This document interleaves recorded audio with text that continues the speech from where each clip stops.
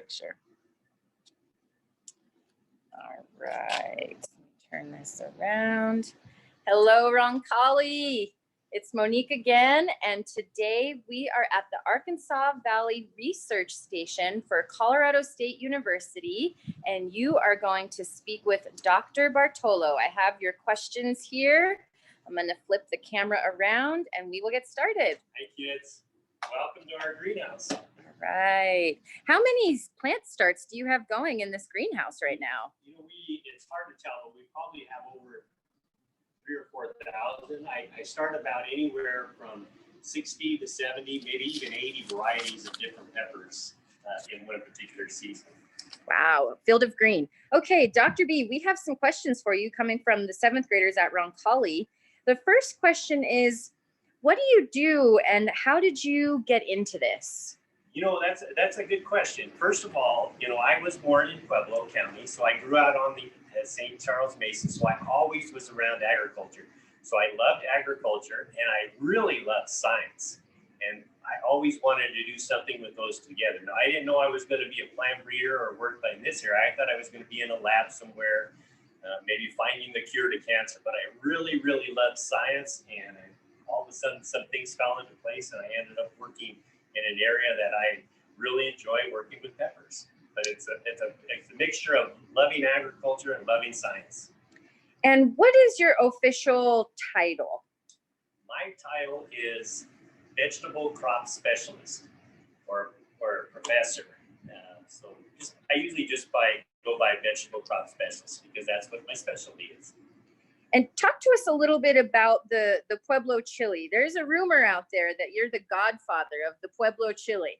I don't think I'm the godfather. I think I'm just the caretaker of the legacy.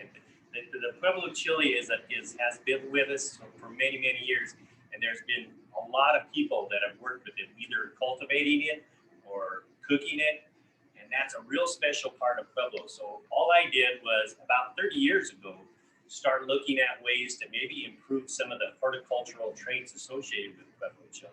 What's a horticultural trait? Horticultural are things that you might notice about a pepper. It might be how big the plant is, how big the fruit is, how thick the meat of the chili is, or how spicy it is. All those are different traits that make peppers unique.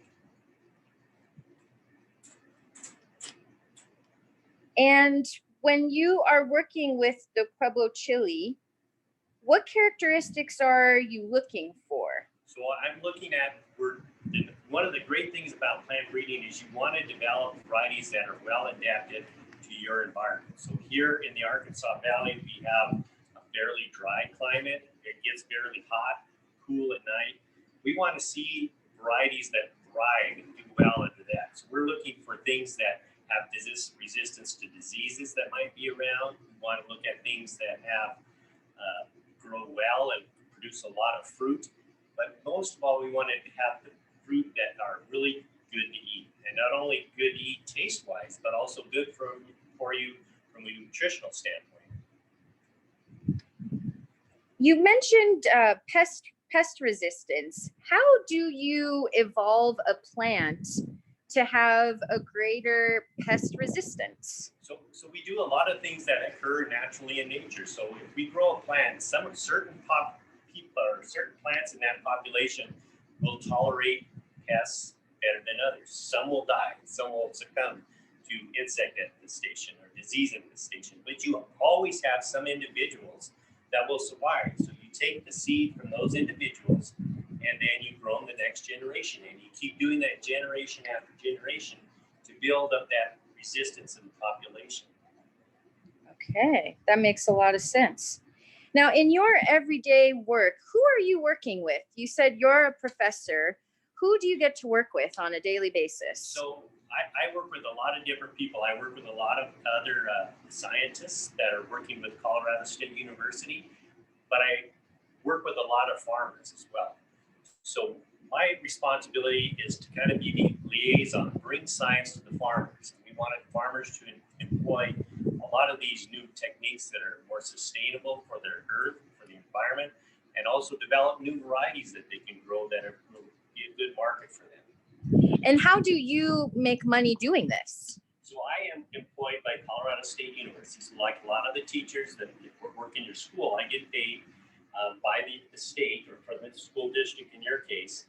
But the state pays me and it employs me to really come up with these types of things. So I get paid from Colorado State University. Okay. And do you ever work with your family members in this kind of stuff? Well, it just so happened that's how I got started on this. I really wasn't planning to be a plant breeder, but about 30 years ago, my dad had given me a simple bag of seed, chili seed. Now, I had no intention of being a plant breeder. I was going to do a lot of other different things, but I decided to plant that bag of seed, and that's what kind of got me going in the plant breeding era. I grew that plant of seed, that bag of seed that I inherited from my uncle, who was a farmer on this St. Charles Mesa. And out of that one population of seed, I found one unique plant. And I had no intention of being a plant breeder, but I thought it was unique. So I saved that seed for the next year. And I began doing that over and over and over again. Over the course of those 30 years, I made over 450 different selections out of that seed from that original small bag of seed that I inherited. So really, that was what got me going, is that my family had always been growing Pueblo Chile, and that gave me the seed to start the program. Wow. Okay, so we are here at the research station, as I mentioned, and Dr. B is going to walk us over to another part of the research station where he is installing some drip irrigation. So we're going to take a pause. We'll meet you all out there, and then we'll have some more questions for Dr. Bartolo. And give me one second. All right, we took a quick detour here because we passed all of this very interesting equipment that's here. Dr. Bartolo, please tell us what this is.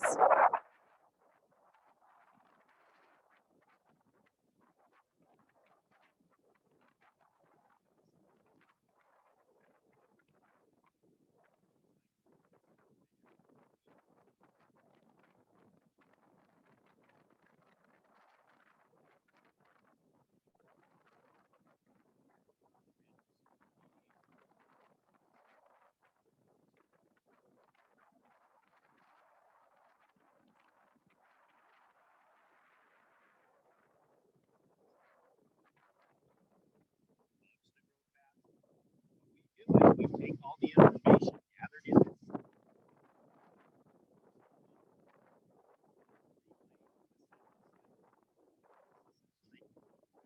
See how their crops are developing. And it's all done with modeling, what we call computer modeling, fit in because of our different environmental practices.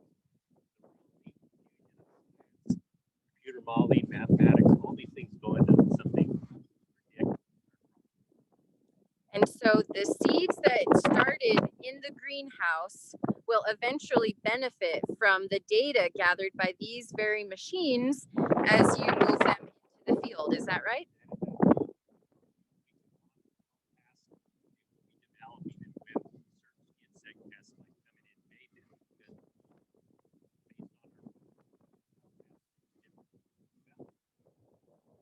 Right.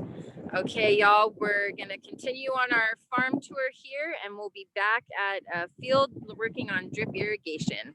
We'll take a quick pause, and we'll be back in a minute. Okay, we are now in the field with Dr. Bartolo, and he's going to tell us a little bit about drip irrigation. How long is this row that we're looking at here?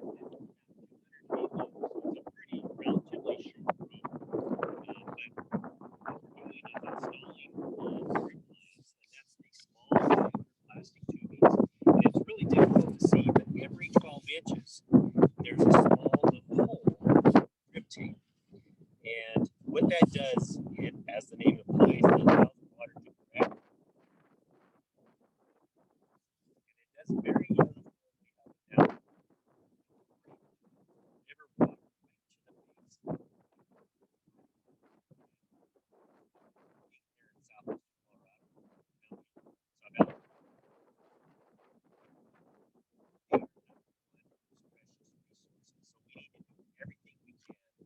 make sure we're using that wisely and without wasting it at all.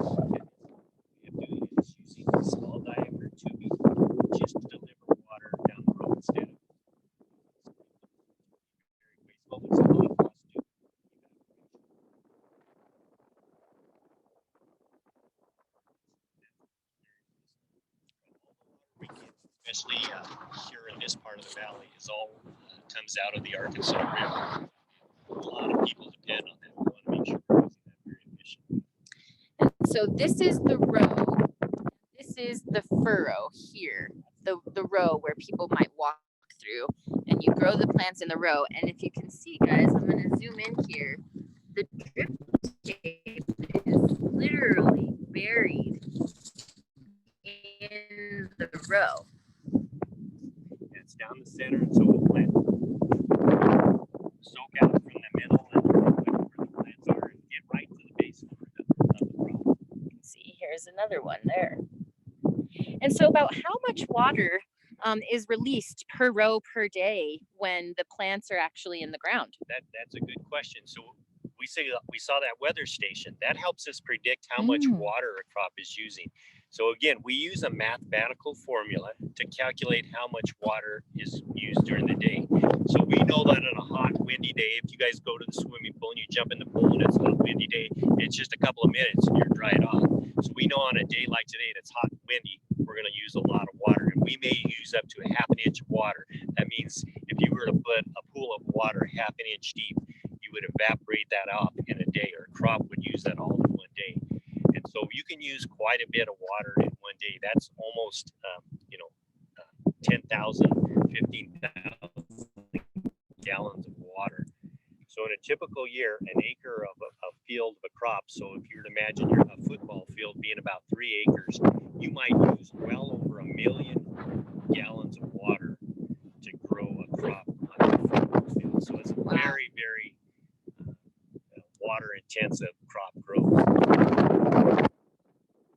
Dr. B, do you have any last words of wisdom for our food and farming students over at Roncalli? I would encourage you, if you ever have a chance, to go out to a farm, talk to a farmer, get your hands in the field. There's nothing quite as exciting and as stimulating as getting your hands dirty and actually growing something. When you do that, you can find out so many different things. It's not just dirt, it's soil, it's a living entity.